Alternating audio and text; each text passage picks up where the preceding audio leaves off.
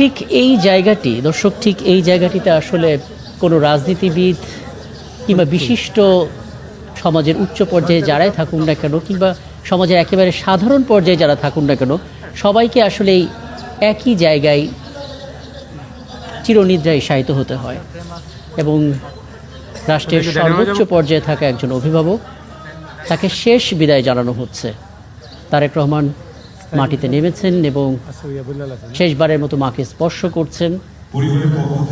এবং যেটা হয় যে এক মুঠো মাটি তিনি নিজে দিচ্ছেন এবং বাকি প্রক্রিয়া সম্পন্ন হচ্ছে। জাতীয় পতাকা এবং দলীয় পতাকা সবটাই আসলে ঘিরে রাখা হয়েছে হাত দিয়ে। শেষ ধাপ, এক অংশ বহনকারী কফিনটা নিয়ে চলে যাচ্ছেন অর্থাৎ আমরা দেখতে পাচ্ছি। এবং খালেদা জিয়াকে শুইয়ে দেওয়া হলো শহীদ রাষ্ট্রপতি জিয়াউর রহমানের কবরের ঠিক পাশটাতে। এবং একই সঙ্গে যে ইতিহাস তৈরি হলো, এই ইতিহাস আসলে ভীষণ রকম পীড়াদায়ক। এই ইতিহাস আসলে শোকের ইতিহাস হয়ে থাকবে। কিন্তু তারপরও অন্তত এটুকু স্বস্তি যে তিনি আসলে শেষ মুহূর্তে নিজের সন্তানকে পাশে পেয়েছেন। এবং তারেক রহমানের জন্য এটা কিছুটা হলেও সান্ত্বনার যে তিনি শেষ মুহূর্তে নিজের মাকে স্পর্শ করতে পেরেছেন। এবং আজ ৪৪ বছর পর একই মাটি স্পর্শ করলেন, একই মাটিতে পাশাপাশি অবস্থান করলেন জিয়া দম্পতি। শহীদ রাষ্ট্রপতি জিয়াউর রহমানের কবর এবং তার পাশে আজ থেকে আমরা বলবো বেগম খালেদা জিয়ার কবর। কিন্তু তারা যে মাত্রার রাজনীতিবিদ, দেশের জন্য তাদের যে অবদান, এখানে আসলে সমাধি বা কবরটাই শেষ কথা নয়। যে আদর্শ, যে রাজনীতি তারা তৈরি করে দিয়ে গেছেন, দেশকে নিয়ে তাদের যে দৃষ্টিভঙ্গি, সেটাই আসলে সবচেয়ে বড় সম্পদ। দল হিসেবে বিএনপির, রাষ্ট্র হিসেবে বাংলাদেশের এবং জনগণ হিসেবে বাংলাদেশের শেষ ধাপটা আসলে এখন পার হচ্ছে। অর্থাৎ একটি মরদেহ কবরে নামাবার পর মাটি দেওয়ার আগে যে প্রক্রিয়াগুলো ব্যবহার করা হয়, সাধারণত ইসলাম ধর্ম অনুসারে কিছু খুঁটি ব্যবহার করা হয়, সেই খুঁটিগুলো স্থাপন করা হচ্ছে।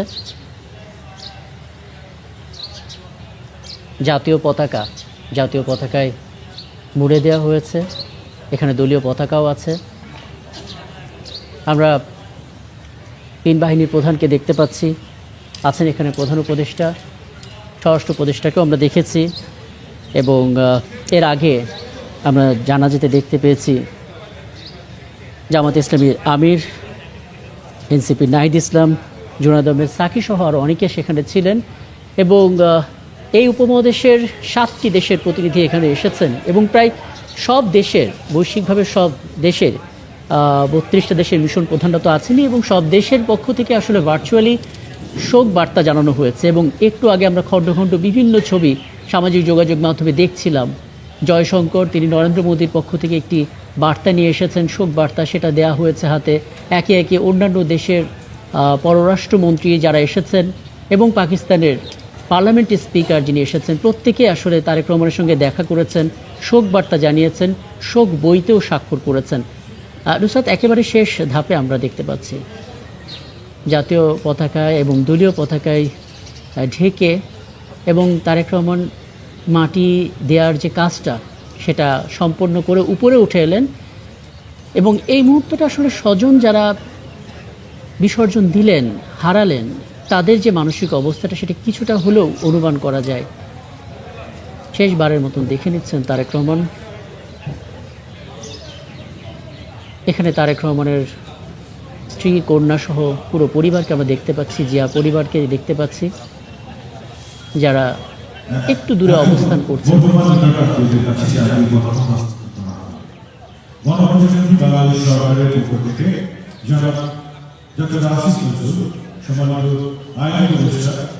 জাতীয় পতাকা মূল্যবান জ্যেষ্ঠ ছেলে যারা তারেক রহমানের হাতে তুলে দেবেন।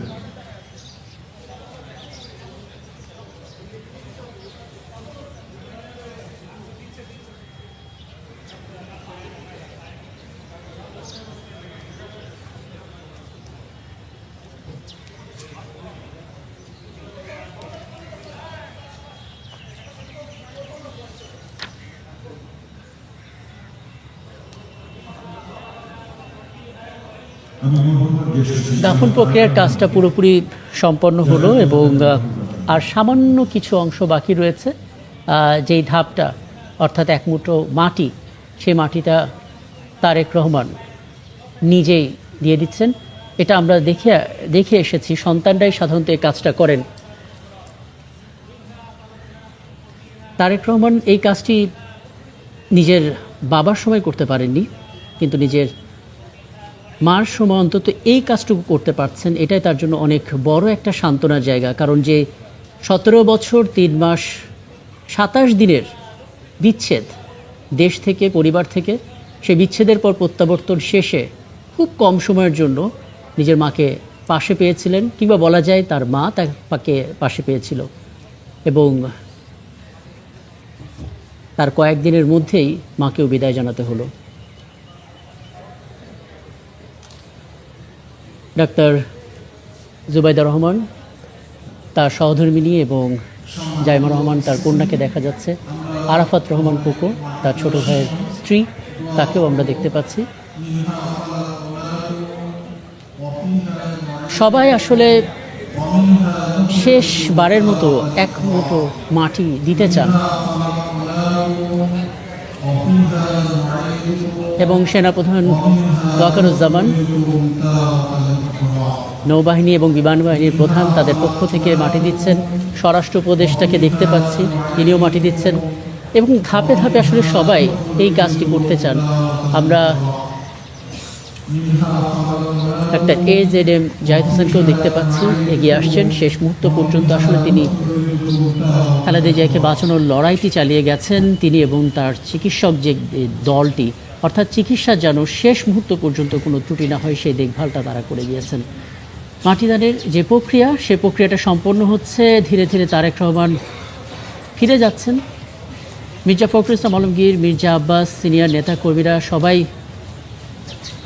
ধীরে ধীরে বেগম খালেদা জিয়াকে ঠিক যেইখানটিতে আসলে শুয়ে দেওয়া হয়েছে, যে কবরে, সেই কবরে তারা প্রত্যেকেই এক মুঠো করে মাটি দিতে, যার নেতৃত্বে তারা রাজনীতি করে গেছে, যেই অভিভাবক আসলে দেশকে একটা ভরসা দিয়ে গেছেন এই কঠিন সময়ে।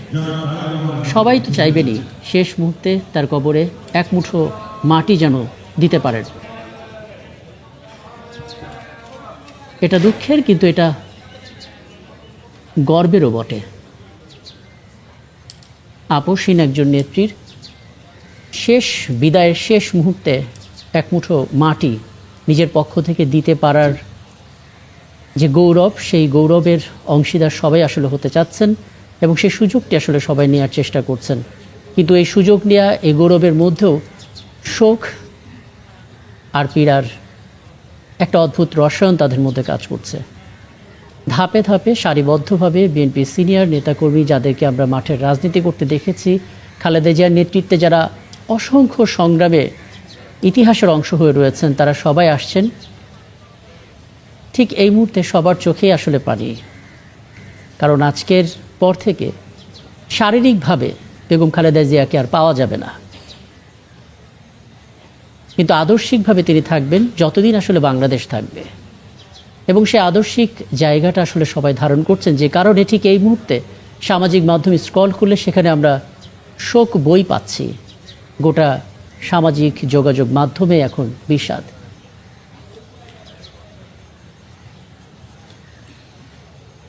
বেগম খালেদা জিয়ার কবর এখন ধীরে ধীরে মাটিতে পূর্ণ হয়ে উঠছে। আর খানিকটা সময়ের ব্যাপার, তারপরেই এই কর্মযজ্ঞ শেষ হবে। বেগম খালেদা জিয়াকে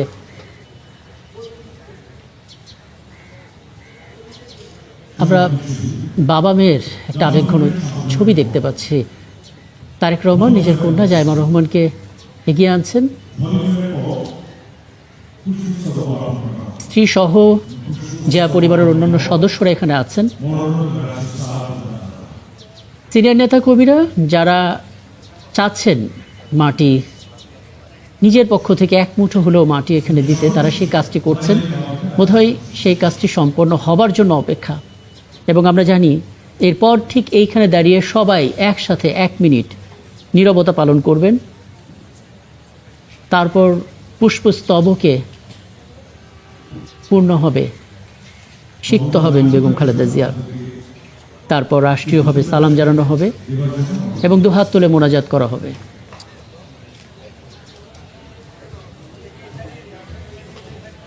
সেই আয়োজন, সেই ধাপ, সেই কর্মকাণ্ডের একেবারে শেষ প্রান্তে আমরা আছি দর্শক।